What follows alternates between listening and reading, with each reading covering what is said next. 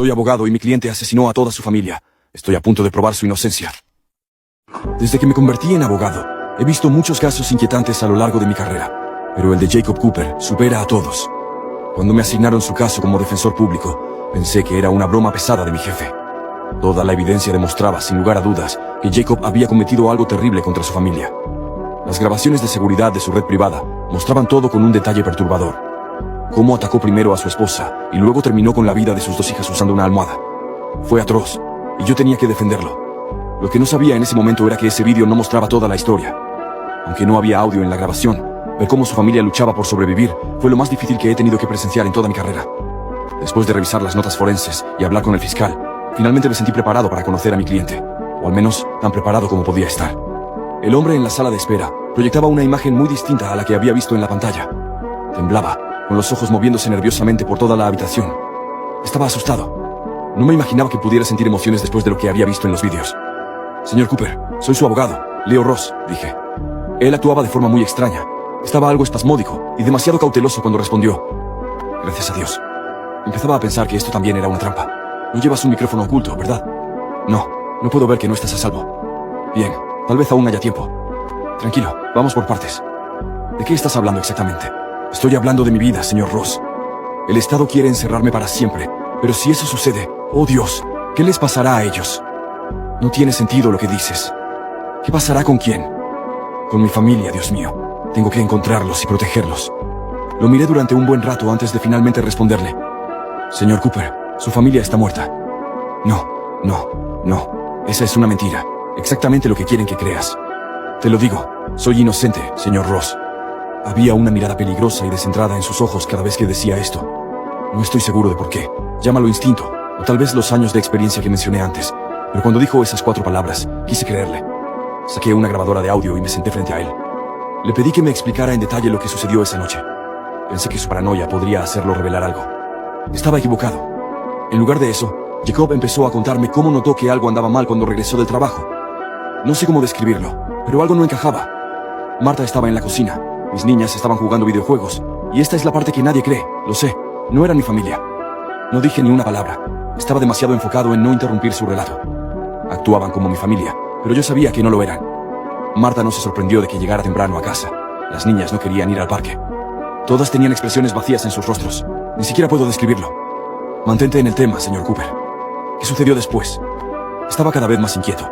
Temía que se cerrara. Fui a arropar a las niñas y les leí un cuento. Dijeron que me amaban al terminar, pero juro que me observaban cuando salí de la habitación. Luego fuiste a tu dormitorio. Fui a nuestra habitación y hablé con la mujer que estaba allí. Necesitaba saber dónde estaba mi verdadera familia. Ella me miró y se negó a decirme nada. Fue entonces cuando perdí el control. Ya viste lo que pasó. La empujé a la cama, exigiendo ver a mi verdadera esposa. No me crees, ¿verdad? Debo admitir que es una idea bastante fantástica, pero si quieres mi apoyo, si lo que dices es cierto, necesito alguna prueba. Mi cliente parecía desesperado por darme algún indicio que apoyara su versión. Entonces, una expresión de claridad cruzó su rostro. Sacó un anillo de su bolsillo y lo colocó en mi mano. El anillo de bodas de Marta. No le quedaba al impostor. Quiero decir, era demasiado pequeño. Proclamó esto mientras lo llevaban de regreso a su celda. Algo en su comportamiento me decía que, en su mente, creía haber hecho lo correcto. Si era así, entonces cambiaba todo en este caso. Así que llamé a un amigo mío que trabaja en la morgue del condado para tener la oportunidad de ver los cuerpos de cerca.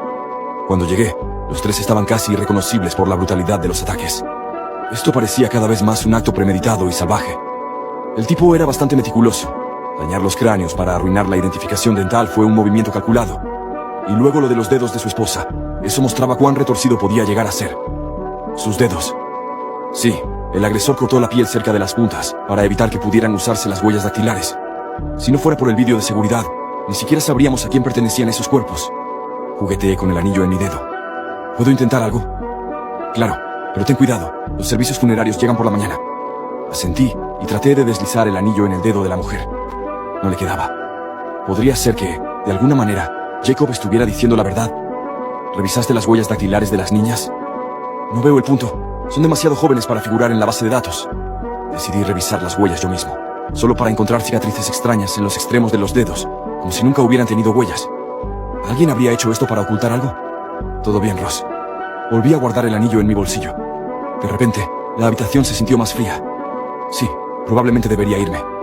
Ya sabía que algo no estaba bien. Ahora realmente le creía. Algo de lo que decía era cierto, pero aún no había visto los archivos originales del caso, aparte del resumen que me dieron. Así que cuando volví a la oficina, fui directamente al archivo de evidencias para encontrar los expedientes. Encontré la sección con los archivos recientes. El suyo estaba cerca de la parte superior, pero después de 10 minutos de revisar, no encontré nada relevante. Empezaba a pensar que estaba perdiendo el tiempo.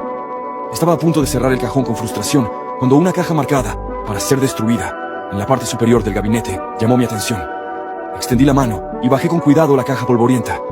El sello de para destruir me provocó un escalofrío, como si alguien hubiera querido borrar deliberadamente su contenido. Al abrirla, un olor rancio y metálico emergió, una mezcla entre papel envejecido y algo más difícil de describir. Dentro encontré documentos manchados, cintas de vídeo etiquetadas con fechas anteriores a la supuesta noche del crimen y varios sobres marrones sin identificar. Tomé uno al azar. Dentro había fotografías, no del crimen, sino de la familia Cooper semanas antes de los hechos. Lo perturbador era que la mujer y las niñas en esas imágenes no eran las mismas que yo había visto en los vídeos de vigilancia. ¡Hey! No te preocupes. No tienes que ir a ningún lado a buscar la continuación. Lo único que te pedimos a cambio es que toques 2 veces la pantalla y le piques al botón de seguir. Ahora sí, vamos con la parte 2. Me detuve en seco. Había algo en los ojos de las niñas de las fotos. Ternura, alegría, vida. No era la mirada vacía que describió Jacob, ni la que yo había visto en los cadáveres. ¿Quiénes eran entonces las que murieron? ¿Podía ser cierto que su familia había sido reemplazada? Empecé a revisar las cintas. Las primeras grabaciones mostraban a Jacob entrando y saliendo de su casa a diferentes horas. Nada relevante hasta que encontré una cinta sin fecha, simplemente marcada como Día 0. En ella Jacob llegaba del trabajo y su expresión se endurecía al cruzar la puerta. La cámara captaba desde la esquina del salón, un ángulo ciego en el sistema oficial. Marta aparecía con un delantal y las niñas jugaban con bloques de colores, pero había algo desconcertante en sus movimientos, como si fueran marionetas ejecutando acciones aprendidas. Todo se sentía ensayado, cada gesto, cada palabra, repetitivo, artificial. Volví a mirar el anillo que Jacob me había dado. En esa grabación, Marta giraba la mano al pasarle un plato a una de las niñas y no llevaba anillo. Rebobiné y revisé varias veces. En ningún momento tenía uno en su dedo. Tragué saliva, algo no encajaba. Me apresuré a guardar las cintas en mi maletín y salí del edificio con el corazón palpitando, como si hubiera presenciado un crimen nuevo. Esa noche no pude dormir. Me senté en mi sala, repasando cada palabra que Jacob había dicho, cada reacción, cada mirada paranoica. Si de verdad había dicho la verdad, entonces alguien más tenía que estar detrás de esto. ¿Pero quién? ¿Y para qué reemplazar a una familia entera? Una idea me asaltó con fuerza. ¿Y si él no era el único? A la mañana siguiente, regresé a la prisión para hablar con Jacob nuevamente. Esta vez, me dejaron verlo sin restricciones. Su expresión era más calmada, casi resignada, pero al verme, sus ojos se iluminaron con algo que parecía esperanza. Señor Ross, dijo, ya notó, lo vio, ¿verdad? No respondí de inmediato. Solo saqué una fotografía de las que encontré en la caja y la coloqué frente a él. Jacob la tomó con manos temblorosas. Al verla, rompió en llanto. Ellas, susurró entre sollozos. Ellas son mis verdaderas hijas. Lo dejé desahogarse. Luego con tono bajo le dije, Jacob, necesito saber todo. No omitas nada. ¿Quiénes crees que eran esas personas en tu casa? ¿Qué ocurrió realmente? Se limpió la cara con las mangas del uniforme naranja. Su voz, aunque entrecortada, fue firme. No eran humanas, o no del todo. Se movían como nosotras, hablaban como nosotras, pero no eran ellas. Había algo detrás de sus ojos, algo que observaba. Me estremecí. ¿Por qué no lo dijiste antes? ¿A quién iba a decirle algo así sin parecer loco? Lo intenté con la policía, se rieron de mí, me sedaron, me dejaron aquí. ¿Y cuándo supiste que ellas no eran reales? Jacob guardó silencio unos segundos. La primera noche que regresé del trabajo, noté que no sabían el nombre de nuestro gato. Siempre lo llamaban el animal, como si no recordaran su nombre real. Y luego, una noche, escuché a Marta hablar por teléfono, pero no en su voz. Era como si otra persona hablara a través de ella. No podía ignorar más lo que decía. El anillo que no le calzaba a la mujer muerta, las cicatrices en los dedos de las niñas, el comportamiento robótico en las tintas. Todo apuntaba a una posibilidad tan absurda como real. Lo miré directamente. Jacob, ¿crees que tu familia fue reemplazada por impostores? Su mirada se volvió de hielo. No lo creo, lo sé. Y alguien allá afuera está viendo cada movimiento que hacemos. Usted ya está en esto, señor Ross. Ahora usted también es parte. Sentí que el estómago se me hacía un nudo. No era solo un caso más. Y definitivamente esto no era simplemente una defensa legal. Era el principio de algo mucho más oscuro. De camino a casa, sentí que cada sombra me seguía. Encendí la radio del auto para despejarme, pero la estática era lo único que salía. Ninguna estación respondía. El aire parecía más denso. como si algo invisible viajara conmigo. Al llegar, revisé el maletín, como si lo que llevaba pudiera haberse desvanecido. Las fotos seguían allí, las cintas también, pero había algo más, un sobre que no recordaba haber tomado de la caja. Estaba sellado con cera roja, y en el reverso, solo una palabra. Lo abrí con una navaja. Dentro había un recorte de periódico de hace 2 décadas. Familia entera desaparece sin dejar rastro. Sospechan tráfico ilegal de identidades. La imagen me heló la sangre. Era la misma casa de Jacob. Los rostros de la familia eran distintos, pero algo en las niñas era inquietantemente familiar. Eran casi idénticas a las de las fotos de Jacob. ¿Era posible que todo esto hubiese ocurrido antes? ¿Un ciclo? Llamé a mi contacto en la morgue. Le pedí que verificara los registros de casos similares. No tardó en llamarme de vuelta. Leo, encontré algo en el condado vecino, hace 10 años, un caso idéntico. Hombre afirma que su esposa y sus hijos fueron reemplazados. Mató a los 3. Se quitó la vida en prisión. Tenía nombre, Jan Palmer. ¿Por qué? Porque el recorte de periódico que encontré en casa lo menciona como el propietario anterior de la misma casa donde vive Jacob. El silencio del otro lado de la línea fue absoluto. ¿Crees que es la casa? Creo que es algo más que la casa. Hay un patrón, algo está ocurriendo ahí dentro. Y si sigo investigando, probablemente me toque a mí también. Estás a punto de escuchar el final, sin rodeos, sin tener que buscar en nuestro perfil. Si te gusta este formato, la mejor forma de apoyarnos es con tu like y siguiéndonos. Aquí tienes el desenlace. Esa noche me costó conciliar el sueño. Tuve pesadillas. Oía pasos fuera de mi ventana. Sombras largas que cruzaban las paredes, aunque las luces estuvieran apagadas. Soñé con los ojos vacíos de las niñas que no eran reales. Al despertar, estaba sudando, y la radio del auto, aún apagada, murmuraba estática desde el garaje. La paranoia de Jacob empezaba a contagiarme. Fui a la oficina esa mañana, decidido a ir hasta el fondo. Entré en contacto con una experta en perfiles psicológicos. Le pedí que evaluara a Jacob desde otro ángulo, no como alguien que había perdido la razón, sino como alguien que tal vez estaba viendo lo que nadie más se atrevía a ver. Le mostré los vídeos, las cintas, las fotografías. Ella me pidió tiempo. Me fui directo al tribunal. No iba a permitir que lo condenaran sin que toda esta información saliera a la luz. Mientras caminaba por los pasillos, alguien me interceptó. Un hombre con traje oscuro, gafas y rostro inexpresivo. Señor Ross, ¿podemos hablar? ¿Usted quién es? Represento a una organización interesada en el caso Cooper. No se identificó. Solo me entregó una tarjeta en blanco. Usted ha encontrado cosas que no debía ver. Haga desaparecer las cintas. Retírese del caso. Está amenazándome. Le estoy dando una salida. No todos tienen esa suerte. Antes de que pudiera responder, ya se había ido. Revisé la tarjeta. Era completamente blanca, excepto por una marca impresa en tinta casi invisible. Un círculo con 3 líneas cruzadas. Lo guardé. Era la primera prueba tangible de que había alguien más implicado en esto. Fui directo a la oficina de la psicóloga. Cuando llegué, ella me esperaba con el rostro desencajado. Leo, esto no es un caso de locura común. ¿Qué quieres decir? Los vídeos, las niñas, sus movimientos. Analicé sus gestos cuadro por cuadro. Hay un patrón, como si siguieran una coreografía diseñada para engañar a alguien. Son imitaciones, no humanas. Me senté, la sala giraba un poco. Entonces, ¿crees que Jacob tenía razón? Creo que es más profundo que eso. Si estas criaturas existen, no solo están copiando familias, están estudiándonos. Midió mis reacciones. Yo no tenía palabras. Ella continuó. Hay grabaciones que no deberían existir. En una de las cintas que me diste, en un reflejo del vidrio, aparece alguien más en la casa. Alguien que no estaba visible en la escena, como si se grabara desde otra realidad.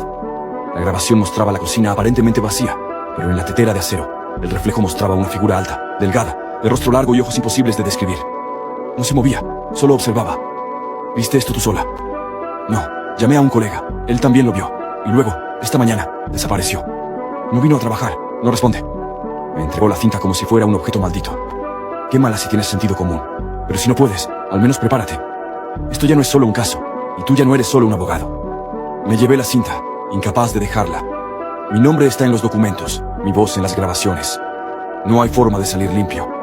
Fui a casa y cerré todo. Puse la cinta en el reproductor una vez más. El reflejo seguía allí, pero esta vez, esa figura ya no estaba en el reflejo de la tetera. Estaba en el fondo de la cocina, dando un paso hacia adelante. Salté de mi asiento. El control remoto cayó al suelo y la cinta se detuvo en seco, como si supiera que había visto demasiado. El televisor se apagó solo. Me quedé parado frente a la pantalla en negro, esperando que algo más se moviera desde el otro lado. El silencio era más denso que nunca. Tomé la cinta y la metí en una caja de metal. La encerré con llave y la puse en el lugar más seguro que tenía, aunque ya intuía que no había un lugar verdaderamente seguro. Dormí con la luz encendida esa noche. La casa crujía más de lo habitual. En algún momento, juraría haber oído pasos en el pasillo, pero cuando salí con un bate de béisbol en la mano, no había nadie. o al menos nadie visible. Al día siguiente fui a ver a Jacob en la prisión. Pedí una reunión de emergencia. Tenía que saber si él también había visto a esa figura. Cuando entré en la sala de visitas, noté algo distinto en él. No temblaba, no miraba a su alrededor como antes. Estaba sereno. Lo vio, ¿verdad? Swing preguntó antes de que yo dijera una sola palabra. ¿Viste a la figura? Asentí. Entonces ahora entiende por qué tenía que hacerlo. ¿Por qué no podía dejar que se quedaran? ¿Qué son? Component placement, le pregunté con la garganta seca. No lo sé, pero no sienten, no respiran, no envejecen. Solo copian, nos reemplazan, se instalan en nuestras vidas hasta que dejamos de existir. Su mirada se endureció. Yo no fui su primer objetivo. Lo han hecho antes, y lo seguirán haciendo si no los detenemos. Me incliné hacia él. Entonces ayúdame, dame pruebas, algo que pueda usar para que otros lo vean. Jacob sonrió, pero fue una sonrisa triste. Nadie más verá lo que usted vio. Ellos eligen a quién mostrarle su rostro real. Usted fue elegido. Me puse de pie, frustrado.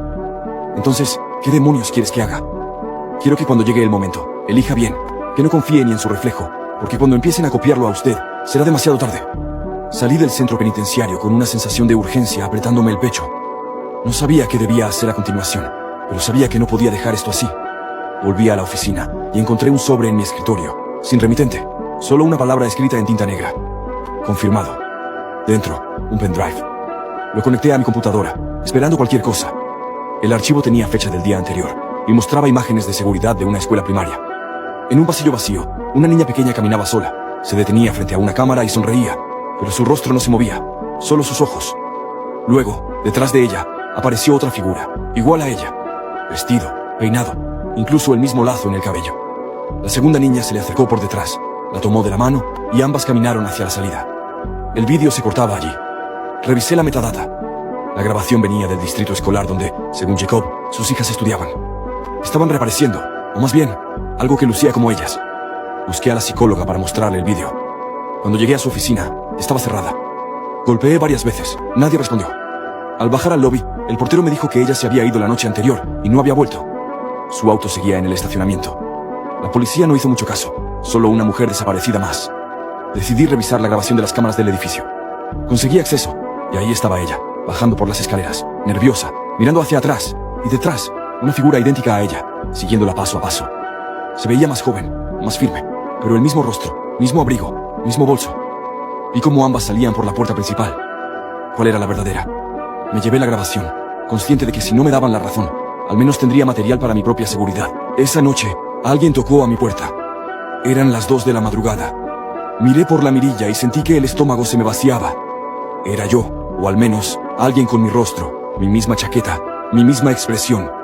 El otro yo me miró directamente a los ojos a través de la mirilla y sonrió. No golpeó más, solo esperó. No abrí, no me moví. Me senté contra la puerta toda la noche, escuchando su respiración. Sí, respiraba, pero no era natural.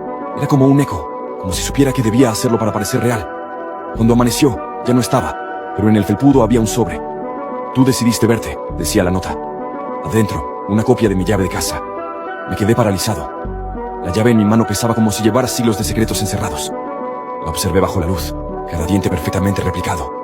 Era mi llave, o mejor dicho, era idéntica. Pero yo nunca la perdí, nunca la presté. Nadie debió haber podido replicarla. Sentí el impulso de correr, de largarme lejos.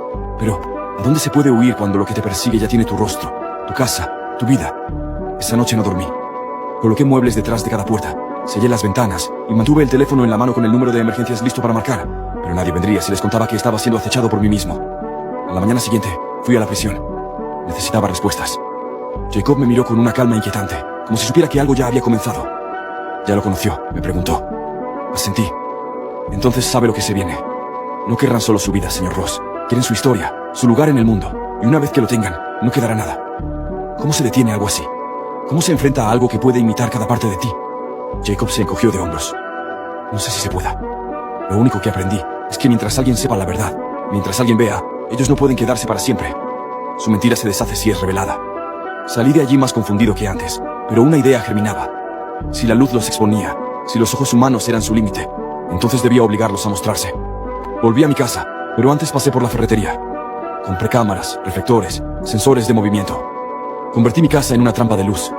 Esa noche esperé. No tardaron en volver. Lo escuché, el suave giro de la cerradura. Alguien con mi misma voz murmuró algo al entrar. Vi su silueta avanzar por el pasillo, confundido por los cambios, y en cuanto pisó el sensor, los reflectores explotaron en luz. Lo vi completamente. No era exactamente yo. Había una rigidez antinatural en su forma de caminar, un leve parpadeo de los ojos que parecía mecánico. Y entonces, algo más aterrador. Su rostro se deformó brevemente, como si la imagen que proyectaba hubiese fallado, como una máscara digital rota. Le hablé. ¿Qué eres? ¿Qué quieres de mí? Sonrió, la misma sonrisa que había ensayado 1000 veces frente al espejo. Ser tú, pero mejor, más eficiente, más obediente, más deseado. No lo permitiré. Ya lo hiciste.